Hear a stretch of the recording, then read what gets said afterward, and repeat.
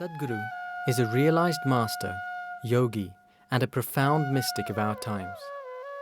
His work is an outpouring of his blissfulness that finds expression in the form of uninhibited compassion, love, and a ceaseless offering to help all beings.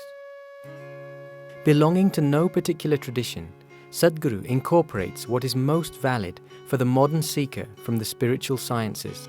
From his powerful yoga programs for inner transformation to his inspiring projects for society and the environment, Sadhguru's work is an endeavor to create an inclusive culture that is the basis for global harmony and progress. His public satsangs and programs draw hundreds of thousands of people from all walks of life, creating a huge spiritual wave in each city. These classes provide individuals with the tools to optimize all aspects of health, inner growth, and success. Available to all who are willing, Sadhguru's life is an invitation to the divine through individual transformation. Sadhguru works with the world's preeminent leaders and institutions to foster peace, global understanding, and international cooperation. He has addressed a number of prestigious international forums and has conducted special programs for various groups and corporations to instill an inner balance which empowers one to effectively handle external situations.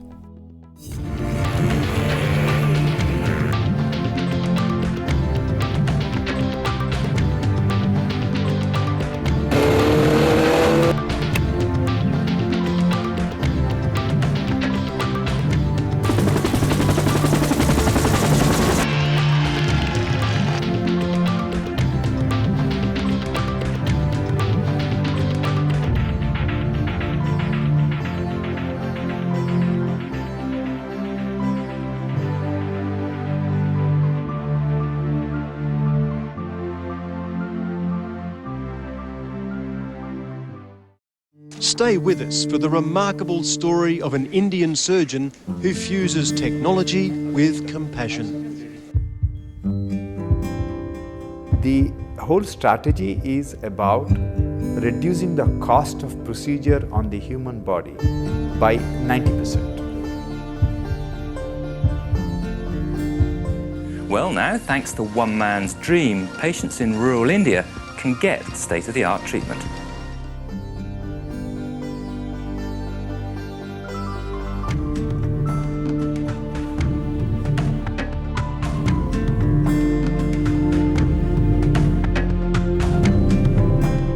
When I came in here to their cardiac unit, I was blown away.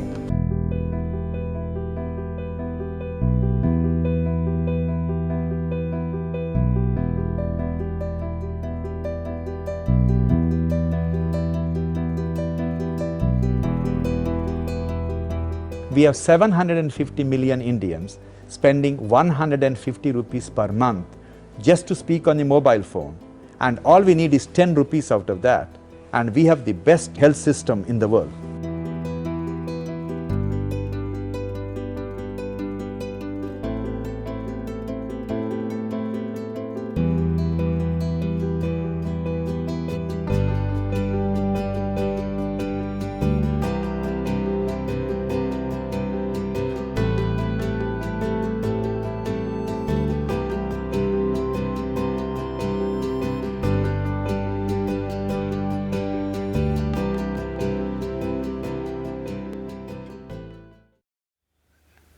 As a doctor, as a surgeon, we are involved with major surgical interventions. Unfortunately, in our business, this is the only business in the world where a customer can die. No, taxi drivers.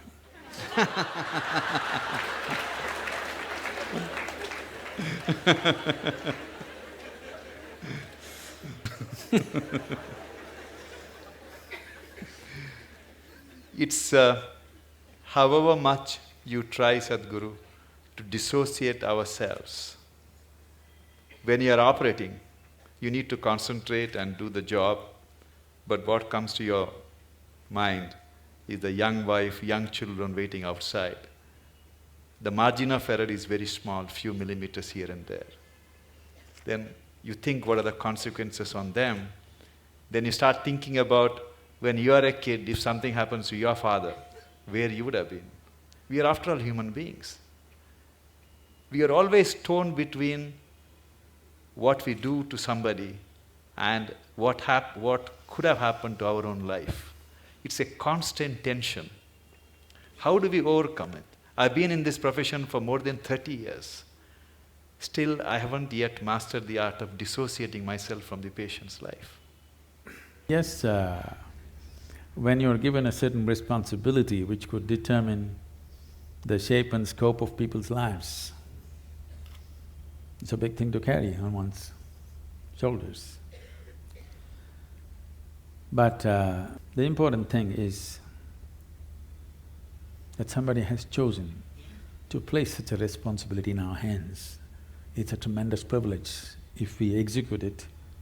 Can we do the best? We can never do the best, but we can do the best that we can do, always with life. Is it the best? No, we are doing our best.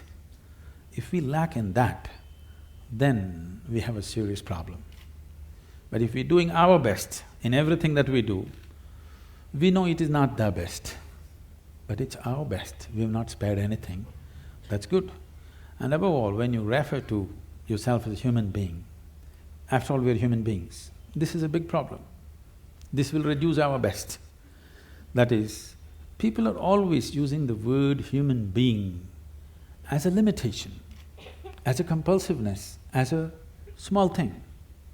We are not referring to the word or term human being as a possibility.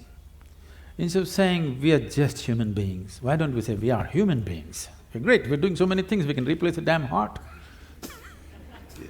Isn't it? Yes. Now, replacing a part of a machine is not a big thing. It's like this, shall I tell you a joke? It's okay. It just came to me when I saw you.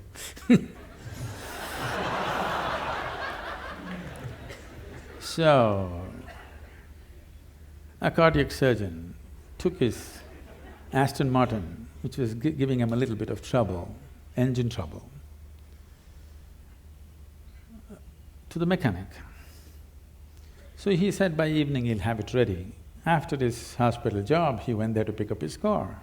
It was not ready. The mechanic was swaggering around a little bit, and I said, "Hey doc, why is it I do the car's engines, you do people's engines? After all, a pumping thing, you know. Why is it that you earn in millions, I just make a few bucks? Come tomorrow, doc, we'll fix it."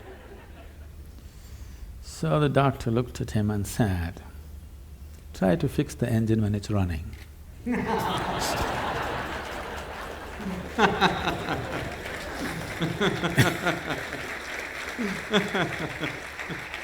That's the important thing. You got to keep it running and fix it.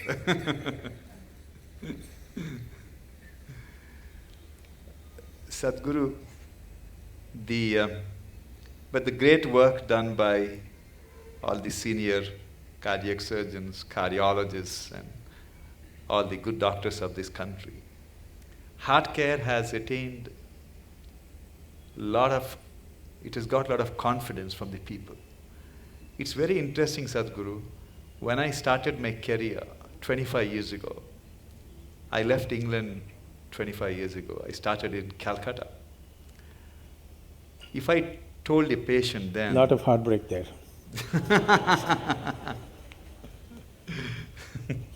If I told a patient then that he needed an operation, it required more than an hour of convincing him for an operation. But today, I face a different problem. You're standing in a line. Today, Sadhguru, when I tell a patient, after seeing all the reports, that you do not need an operation, I have to spend 1 hour to convince him why he doesn't need operation. Everyone wants heart operation, Sadhguru. Is it for romantic reasons or…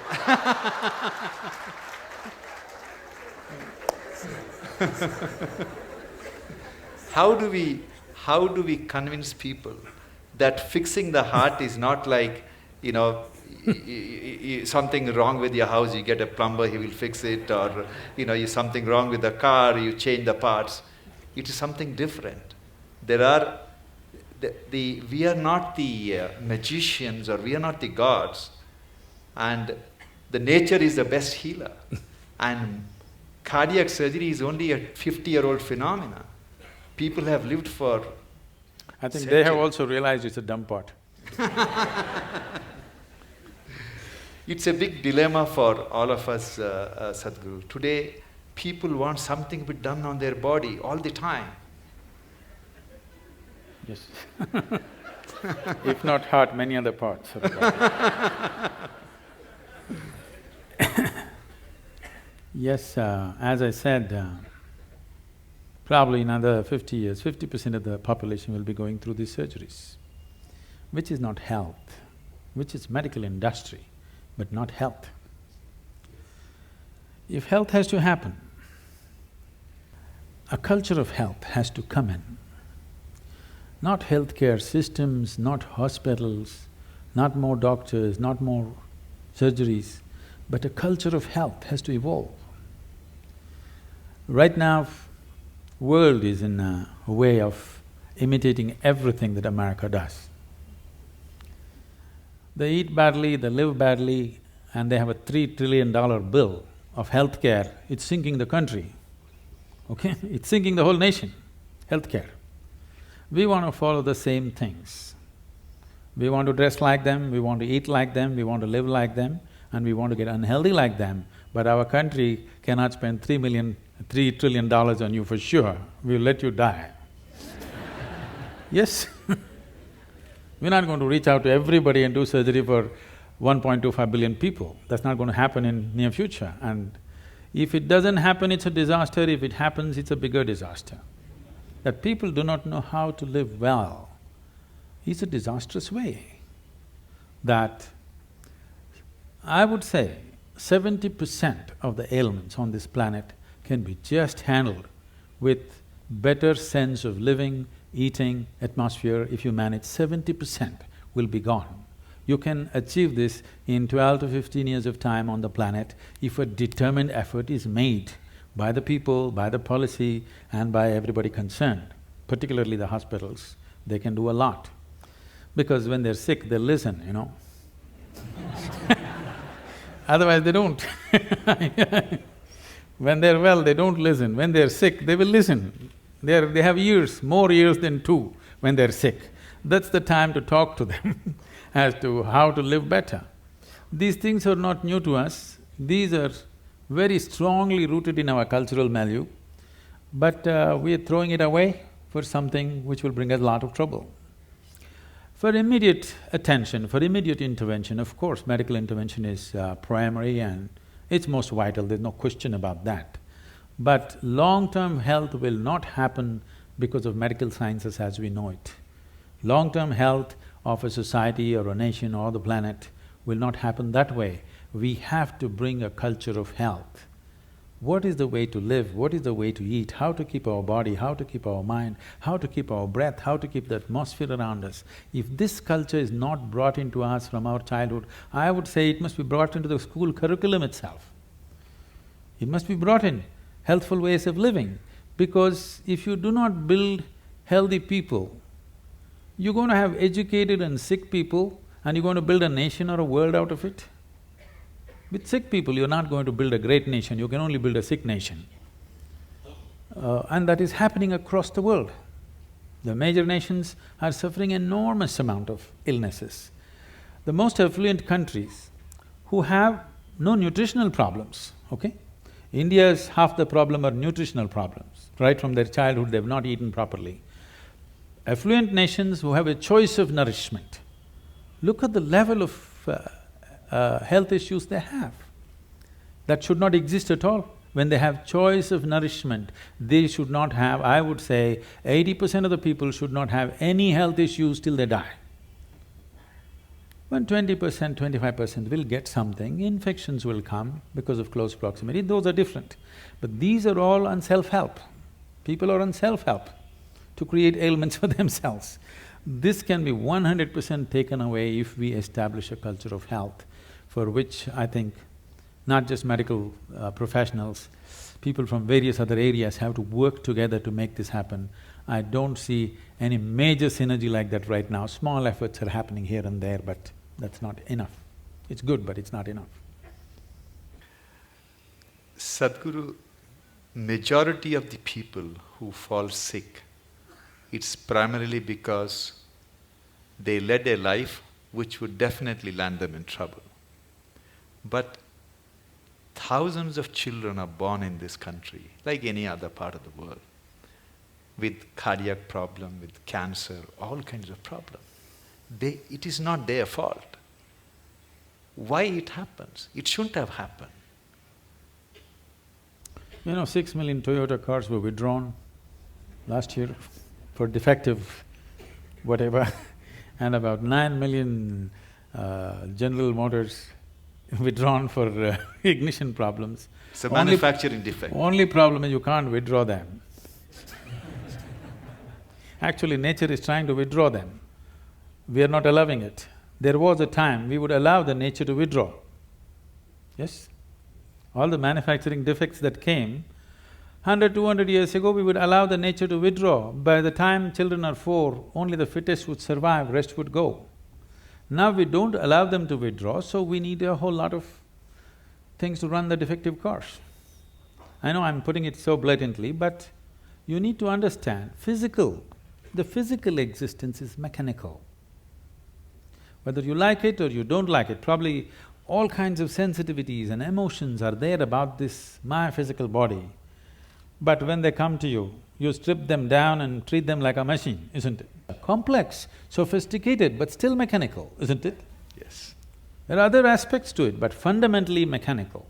Anything mechanical, anything physical, there is never something called as perfection to it. It is a constant work in progress. You can improve it and improve it and improve it. What we call as evolutionary thing is just that. Now, the parents, the two machines which produce this small machine, Yes. okay? What condition are they in? This is also an issue which we have not taken care of. There is a lot to be said which is controversial about this, but essentially this idea that everybody must have children has to go. Yeah, I know I'm getting into trouble. But we are not seeing humanity as a future possibility, we are just seeing it as a regressive way of something that we can extend into future of our own, a footprint. Right now that's a problem. Our identification with the body is so strong, the physical body is so strong, we are unable to think beyond our biological identity. Once you are not able to think beyond your biological identity, the very nature of being human, the immensity of being human is constrained and constipated into a very small process. In this process, there are problems. In the ancient past, they handled this in many different ways, which are absolutely, utterly controversial today and can never be brought back into this society, but they did handle things in a completely different way. They're bred carefully, which is very important. We are thinking about… when it comes to animal husbandry, we are thinking of breeding right. As human beings, why are we not thinking of breeding right? Because we're too identified with our own bodies. Mine is more important than what's right, and the level of suffering that you bring into this fresh life, you know, you see it every day. Yes, yes. Sadhguru, scriptures tell us that everything happening in this world, including what happens in our life, is preordained. Which scripture said that? At least that's what I thought, that we are destined to do something irrespective of what happens. If that is the case, we are destined to die someday, then what's the role of people like us in this world? Oh. Oh, we're definitely destined to die. People come and tell me, Sadhguru, this man, my enemy, I can't bear him, I want to do something. I said, just wait, he will die. You don't have to do anything, just wait. Just be patient, that's all. So destined to die, yes. But I don't think ever any scripture has mentioned that your life is predetermined or preordained. This is an import from outside. You must understand the fundamental nature of what this culture is it's rooted in this. This is a godless culture, you must understand this. There has never been an idea of God in this country. It's an imported value, let me put this into perspective, because it upsets lots of people. We have many divine entities, many. We count some 33 million, something like that. How did all these gods come up? So, the idea, the monotheistic idea is there's a god sitting out there and doing things to you, so they believe in dictatorship. That there is somebody who determines everything. Not so in this culture. Here, there is no idea of God, but there are many divine entities. What are these entities? Generally, if you look back, the language that was used for all the deities that you have is, you're a Devi, is a yantra, always a yantra. The word yantra literally means a machine or a device or a tool. When I refer to our own yogic temples as tools, people get offended. Sadhguru, don't say that, it means more than our life. I said, if you are offended by this, you come to the ashram. I am going to give you a plumbing job to do in the ashram without tools. You must use your nails and your teeth and do plumbing in the ashram for 3 days. After 3 days, I'll give you a chain winch or a spanner. Will you worship or no? Will you worship the tool or no after having lost all your teeth? So the power of the tool is something that we always understood. We as human beings, we are who we are on this planet only because of the tools that we have created. If we did not have any tools, a dog would dominate us, isn't it? Yes or no? Yes. It's only because of the tools human beings have become who they are.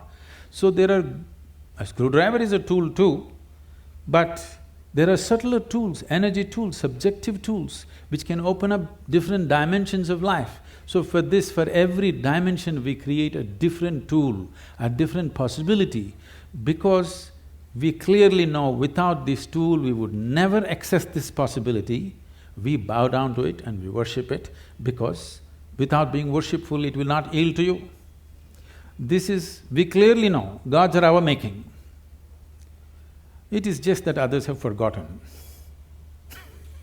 So here we told you, your life is your karma. This means your life is your making. Where is the question of preordained? Such a thing never arises in this culture.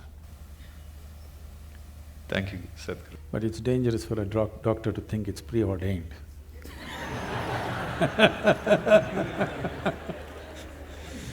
Today, the medical science has reached a level, Sadhguru, we really do not have to touch the patient.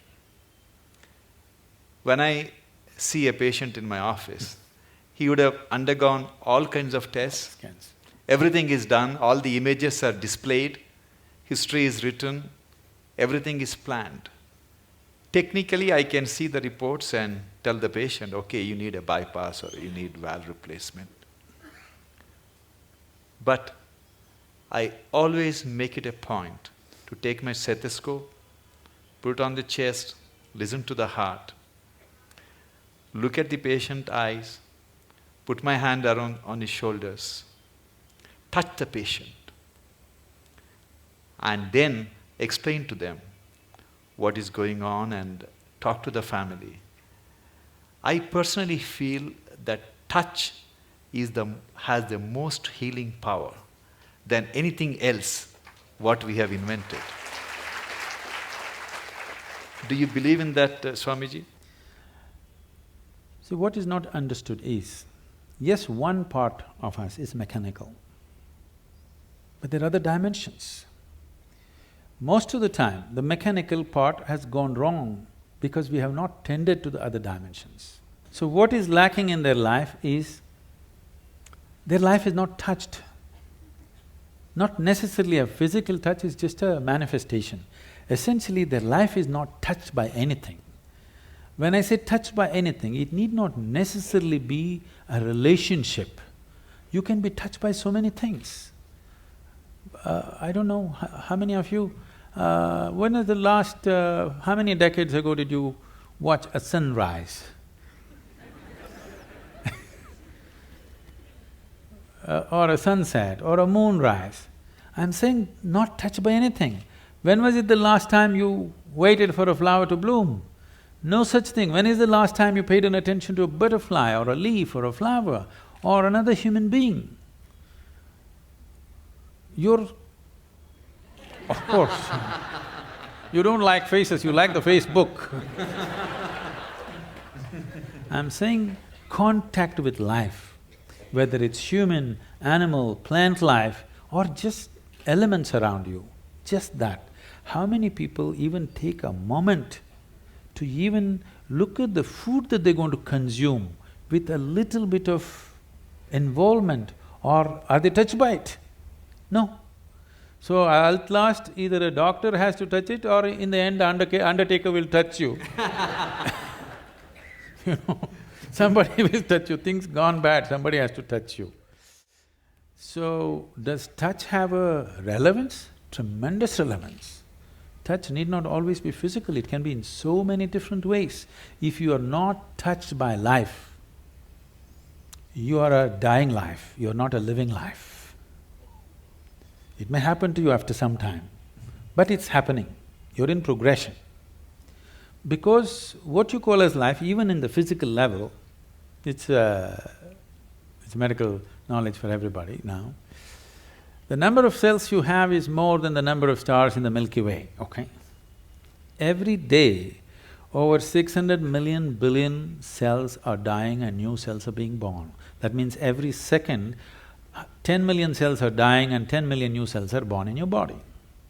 If you just leave the old guys, if you just take charge of these new 10 million cells every second that's coming up in your body, if you structure them properly, create them properly, if you have some say in how they will happen, if you have some influence as to how these fresh cells are born, your heart should be fixed, your brain should be fixed, everything should be fixed. Because that is the level of opportunity you have to rejuvenate your life second to second. But because you're totally oblivious to life, when I say oblivious to life, I want you to look at this. Right now, you cannot even call yourself as a living being because most of the time, what is happening with you is just thought and emotion. Thought and emotion is just psychological drama. It has no existential relevance. Here, 1,000 people can sit here and live in 1,000 different worlds right now. That means nobody is in reality. Nobody is living, everybody is thinking about life. Psychological space, what happens, has unfortunately overtaken the existential process of life. You do not experience life, you're only thinking and reacting to situations around you. Thought and emotion is dominating everything. So right now, today morning, sun came up on time. You don't think much about that, okay, so what? Now you need to understand, if sun does not come up tomorrow morning, within 18 hours, all life on this planet will largely cease as we know it. So I'm telling you, sun came up on time today morning. I want to hear appropriate noises. Yeah. None of the planets in this solar system collided today. In the whole universe, no accidents. In this endless cosmos, no accidents, everything going right. But you have one nasty little thought crawling in your head and it's a bad day. I'm saying you completely lost perspective with life. You lost perspective as to who you are. It's a kind of madness. So once you lose perspective as to who you are and what is your space and status in this existence, you are a sickness by nature. It's not the doctor has to diagnose you, it's already on. One day it will manifest to a point where his instruments or his touch will tell him, but it's already on. The process is on. When it goes beyond a point, he'll give you a prescription or a surgery. But the process is on, you're working hard towards it. There are large number of Indian or Western techniques of healing which may not have scientific data, but they work. And I have a personal experience. Many years ago, my wife developed lower backache. It was intense pain, excruciating pain. As usual, I took her to a neurologist. They did MRI and everything is fine, there is no problem, but poor thing, she was I'm really… glad you were not a spinal surgeon, otherwise you would have done it.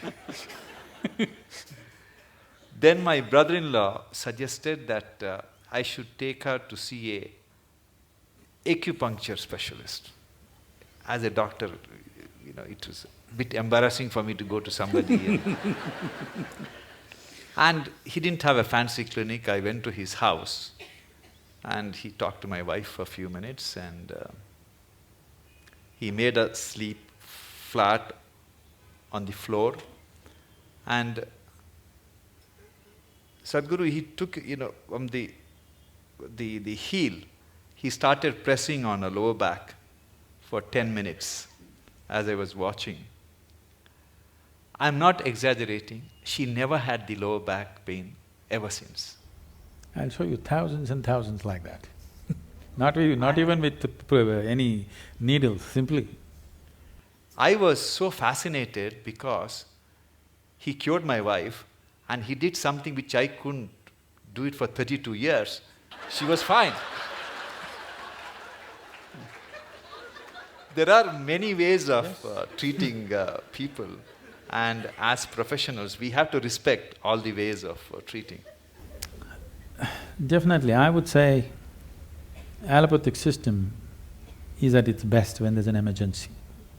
When there is time, definitely other systems are way better if you ask me, in many ways. Particularly, this is something hardly known to people.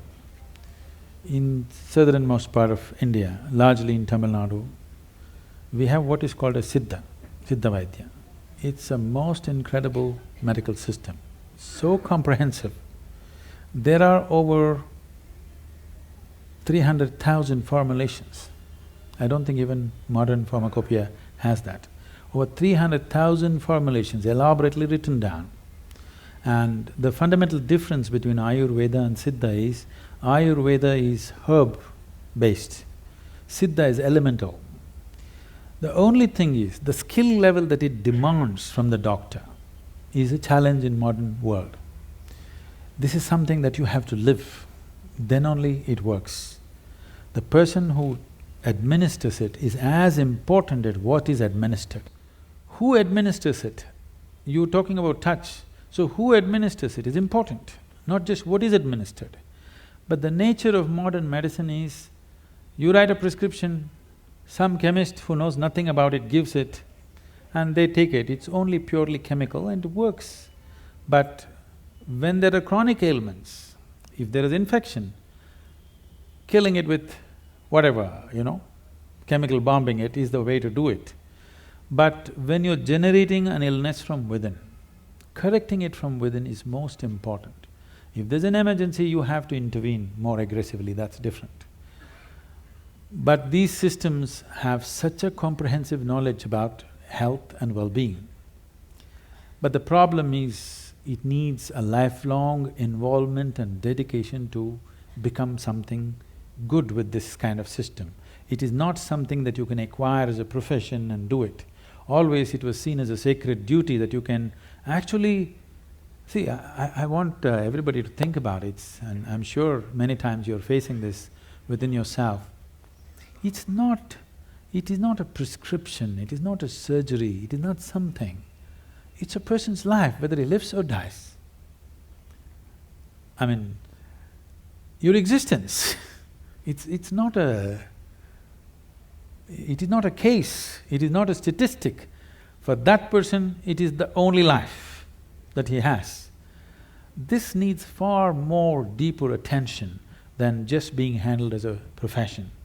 I think that sense of dedication and involvement, individual doctors might have grown into it, but still that's not there as a culture. That is not there. It should not be seen as a profession, that's what I'm saying. Yes, of course, monetary requirements are there, that will happen, that's a different thing. But first of all, it must be seen as a certain commitment and a certain privilege that you are able to either end or extend somebody's life is not a small privilege. Sadhguru, many years ago, when my son was a little kid, he gave me a book written by Swami Vivekananda. He was describing how ancient gurus could communicate with each other thousands of miles away just by thought. It's essentially… it's like a modern internet, how one computer can communicate with another computer in US or Europe, anywhere. Do you believe that human mind can be trained to influence another human mind or people's mind who are far away just by tuning our mind to the right frequency? Can it be trained? Can we learn that art? You're trying to beat the cell phone companies.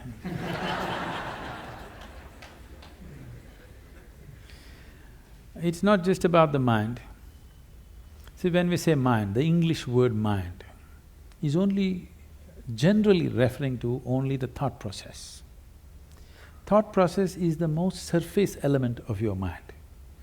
I think because of European thought, we have given too much significance to the thought. In the yogic science, we do not attach any importance to what you're thinking about or feeling right now, because what can you think? Only the data that you have collected, you're recycling it, it's of no great consequence. Whatever is in the surface of your mind keeps rolling, that is not of any consequence. What you're thinking and feeling right now is very surface of mind. There are deeper dimensions of the mind. In Sanskrit language, there are many words to describe the different states of mind. But now there is one aspect of the mind, for lack of time and stuff, I'll leave those things. There is one aspect of the mind which we refer to as chitta. Chitta is the innermost core of the mind, which is your connection with what we are referring to as consciousness. If your chitta becomes conscious, if your chitta acquires a certain level of conscious control, if you acquire, now you have access to your consciousness. What we are referring to as consciousness is that dimension which is neither physical, nor is it electrical, nor is it electromagnetic. It is a quantum leap from physical to non-physical dimension. A non-physical dimension being the lap of the existence. It is the non-physical in whose lap the physical is happening. Physical is a small happening. In this cosmos, not even 2% or not even 1% is physical, rest is non-physical. This non-physical dimension, in the yogic terminology, we use a specific sound which is connected with that dimension. Today it's all very highly distorted. We call this Shiva. That means that which is not. When we say Shiva, we are not referring to some man sitting up there. We are talking about a dimension which is not, but it is in the lap of this dimension, everything that is happens. So if your chitta becomes even mildly conscious, your ability to not only communicate an idea or a thought, even to deliver something is possible. Physically deliver something is possible. So, is it a possibility? Definitely it is. Right now, can we teach it to all these people? In theory, yes. But are they willing to work towards it? That's a question mark. One big problem is, our education systems are such, we have glorified our thought to such a place.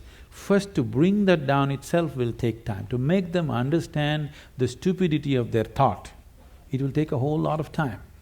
Because everybody thinks they're smart, but actually the smartest thing about most people is their phone.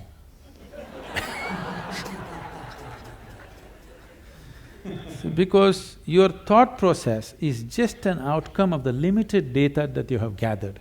It doesn't matter if I have read the libraries of the world, still it is too limited compared to what it is, what the creation is. With all the scientific development, we still do not know how a leaf really works.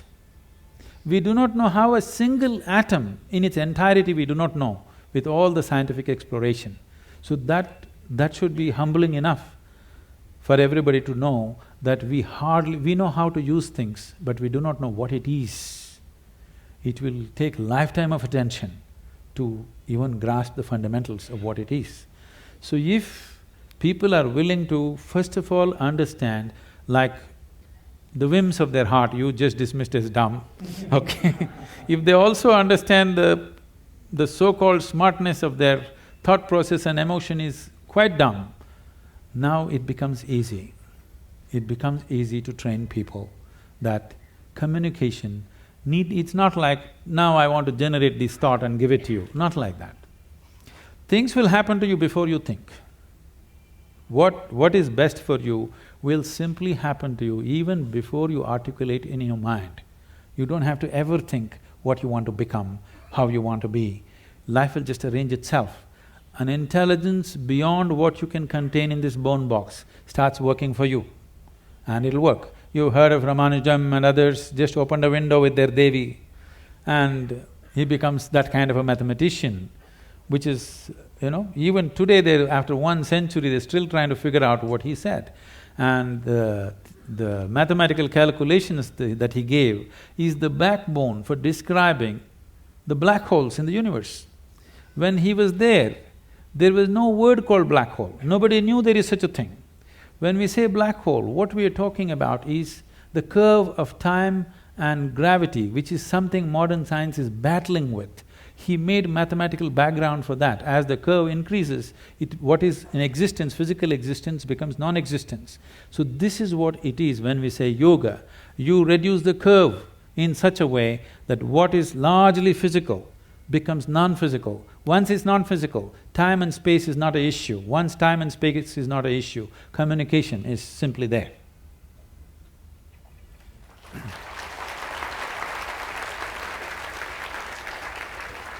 About 20 years ago, Sadhguru, I received a check for 1 lakh rupees from a retired major from Indian Army. He just gave his name, he refused to, he didn't give his address. And he wrote a small note stating that the money I am giving you is too small for the path you have chosen. But God has His own mysterious ways of giving you the rest.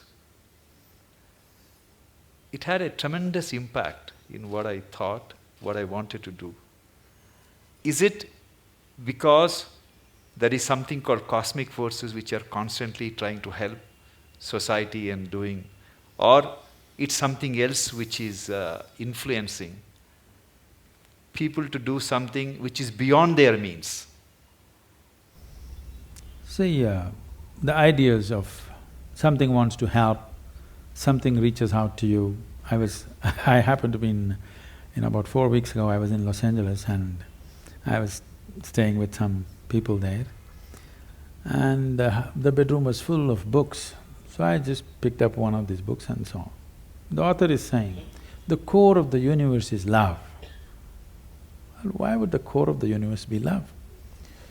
Because this thing has been always told to people, from heaven God loves you, all these people. See, if you're having a roaring love affair right now with somebody next to you, here, will you look up and ask for rays of love to come towards you? I'm asking you. No, you made yourself in such a way nobody can love you. Now, only God can love you. If you say God loves me, you must know you are such a pathetic, despicable case. If you made yourself in such a way, nobody can help loving you. You are a wonderful human being, isn't it? So we need to understand, there is something called human thought and emotion, human needs, of emotional needs of love, care, touch, this. The cosmos, or what you're referring to as the source of creation or divine, or if you want to use the word God, because God personifies thing, we will refuse to use that word. Let us say whatever is the source of creation, which we are referring to as God generally by religious this thing. Essentially, it is just an intelligence which is simply exploding into everything possible. If you're in rhythm with it, you will rise. If you're not in rhythm with it, it'll crush you. It has no love, it has no compassion, it has no intention of helping you, it has no intention of harming you, it has no nothing. If you understand the forces and ride it, you have a fantastic life. If you do not understand, it'll crush you. You've seen people doing surfboarding on the waves in the ocean. It is such a magical thing, just riding the waves. But if you don't do it right, if you go into the waves, it's like being in a concrete mixer, it'll just do that and it'll kill you. So one rides the wave, another gets crushed by the wave, that is all that's happening. The rest is all human interpretations. This is the first thing we have to stop, that we do not extend our thought and emotion to the existence. This is relevant between you and me. This is relevant between you and your family members. You love them, I love you, you love me, all this fine. Don't look up at the sky and say, I love you. It will not say, I love you back, because it has no such need. It's pure existence. This is what you have to become. If you sit here, you are a complete existence by yourself. This is a full-fledged life. It does not need anything from anybody. It has everything. It is connected with everything in the universe. It does not need anything. But we want to play our games, okay, we can do all this stuff, but you need to understand right now, we are trying to extend our compulsions to the whole creation. It doesn't work like that. Existence is not trying to help you. You may be in tune with it, bingo, you are. Whether you got in tune with it consciously or unconsciously, somehow you got in tune. That's why Shankara said, yogaratova bhogaratova. That means somehow you do it, I don't care. Adi Shankara went to the extent of somehow you do it. You get it, man, that's important. How you get it, who cares? Sadhguru, I am constantly torn between my senior colleagues who are extremely skilled surgeons. Sadhguru, on the heart, there are some procedures which are done by very few people on this planet. I'll give an example. I do an operation called pulmonary endarterectomy. That's the blood clots from the leg goes to the lung arteries and it clogs up all the arteries. So 25 years ago, there was no cure for this. And once you're diagnosed, you're destined to die within a year. Today, people who are on home oxygen for 2 years, 3 years, you do the operation, they can go back to skydiving or they can go to scuba diving. That's the transformative effect. But there are only 50 surgeons, less than 50 surgeons in this world who can operate. And like this, we have some of my colleagues who are extremely gifted surgeons. They are in their 50s now. And some of them are constantly talking about retirement. Especially one surgeon who is an extremely gifted surgeon who can fix any damaged valve. He is single, he has no other commitments. Every other day he talks about going to Benares or somewhere and retire, and I keep telling him that God didn't create him to retire and meditate. He has to be fixing all these problems.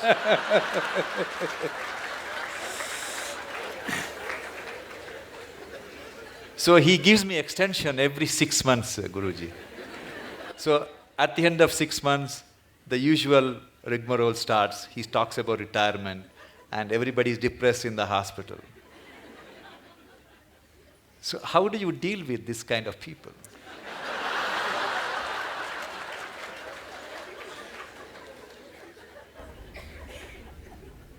You must give him a 1-year sabbatical with me. Yes, because the need or the idea of retirement enters anybody's mind because of the monotony of what they're doing, whatever it may be. Somebody else may think it's a great thing, but in your experience, somewhere it's becoming monotonous or stagnant. Stagnation is one thing that human intelligence and human system cannot take, and most of the ailments are because of stagnation of life. They may be getting their, once in 3 years promotion, they may be making a little more money, all these things may be happening. But somewhere experientially there is a stagnation, which could be a major cause for many of the complex ailments that people manufacture within the systems. The more complex they get, you try to create more talented surgeons. I'm saying we are manufacturing the problems, we are trying to manufacture a solution. I think as we offer solutions, people who have already gotten into problems, they need solution. But it's very important that we teach people how not to create these problems, so that instead of 50, you have to produce 5,000 expert surgeons to attend to all these people who are on self-help to illness. So I would say a surgeon who has a certain competence and who has worked through his life, if he wants to explore something of his own nature, that would be the greatest thing to do, because he's not a man without commitment, not competence. When competence and commitment is there, you should not run him through the rigmarole and destroy that possibility. It's important that he explores something of his own nature, which will make him… we don't know what he'll come up with. You cannot even estimate what he may come up with. I think a sabbatical is good. He may come up with something that you've not thought possible. I will convey your message, Sadhguru. I'm sure he's watching this program. Sadhguru, I believe that talent is something which is grossly exaggerated in success. It's… when I was in medical school, I used to teach martial art. That was my passion. And every time a Bruce Lee's movie was released, all these school kids would come and join in hordes to martial arts schools. We used to call it Bruce Lee phenomenon. They're gone after 2 weeks. Yes. And I used to see some kids whose physique is meant for martial art, who have the natural flair, and I used to think, oh, this kid is going to get a black belt. And interestingly, Swamiji, after 6 months, they're never there. The guys who go up to the black belt and, do something very good in martial art are the ones who joined the school without any skills, without any talent, who worked very, very hard. For everything they had to sweat it out. But in the end, they're the ones who succeed. How do you explain this phenomena? See, for a variety of reasons, let me not go beyond this. For a variety of reasons, a certain individual could be born with a certain flair, physical flair, mental flair, emotional flair, style. 5-year-old child, one has style, other is clumsy, okay? So the one with the style is not going to become necessarily a fashion thing. Somebody else who seems to be clumsy may grow into something else. Like, you don't know when a woman is pregnant, the child within that womb, whether it's a sage or a sorcerer, nor the woman know. No, the mother does not know. whether she is producing a sage or a sorcerer or what. This is because I use the word coherence because of modern science is using that word. Who you are here right now, as you sit here, this is physics. Every subatomic particle is in constant contact with everything. What you call as cosmos is living life and it's a live mind. You have captured only one small part of it. If you work with only that one small part of what you have captured, both as life and as intelligence, you will function at a certain level. If you apply yourself to break the barriers of your limitations that you've set for yourself, then there is an intelligence beyond anybody's understanding, beyond anybody's estimate, which is available to you. Once this is available to you, people think you're superhuman. No, this is not about being superhuman. This is about realizing that being human is super. The immensity of being human has not been realized.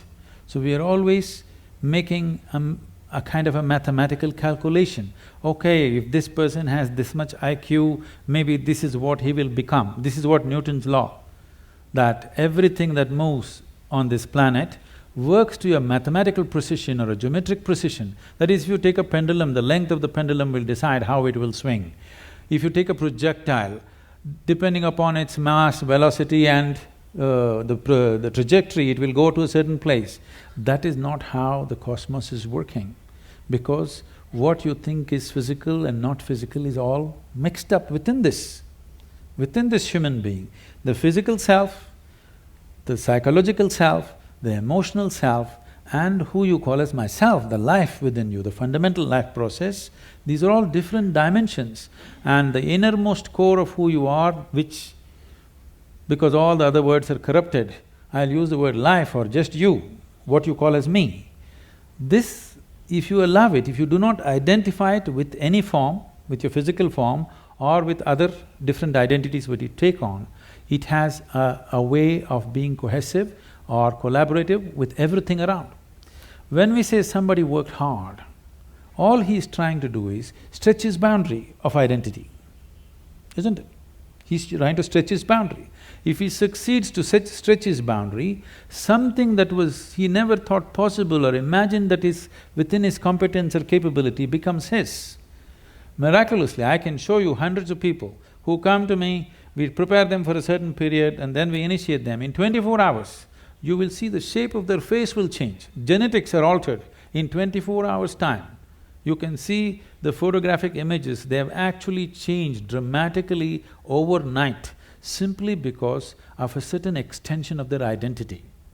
So, in the Indian spiritual milieu, so when you say spiritual, we must understand this. This is not about looking up or looking down. When we say spiritual, we are talking about transcending the limitations of physical. So right now, the physical is here as if it's a solid entity in people's experience. But modern physics is telling you and medical science is beginning to tell you, or if people don't understand, if they just hold their nose for 2 minutes, they understand that they are not an independent existence. It is in transaction, not just in terms of breath. Even on the level of subatomic particles, it's in constant transaction. If this transaction becomes even minutely conscious, suddenly you have immense capabilities that you never thought were possible. Biological identity is the most limiting identity that you have because it limits to the area of your body. Now when you strive, you break this. It doesn't matter in what way you strive. Most people strive in unconscious, unscientific, simply out of striving, they do things. But there are ways to strive scientifically in a proper way. There are tools to strive with specific direction to break the limitations of who we are. If you break this boundary, the subatomic particles are transacting, the intelligence is transacting, only you're missing the whole game. If you don't miss the game, if you are in the game of life, not in the game of thoughts and emotions, you are in the game of life, suddenly just about anything you want you can do, not this or that. I'm saying anything a human being can do, simply if he breaks his barriers. And these barriers have many levels, but the most fundamental thing is the identity.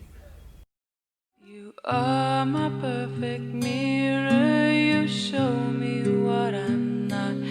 In the endless pit of what once was me, layer and layer you peel off me. The pain it is, but the joy it brings. So thank you for showing me what I'm not, for showing me what I could be. Thank you endlessly.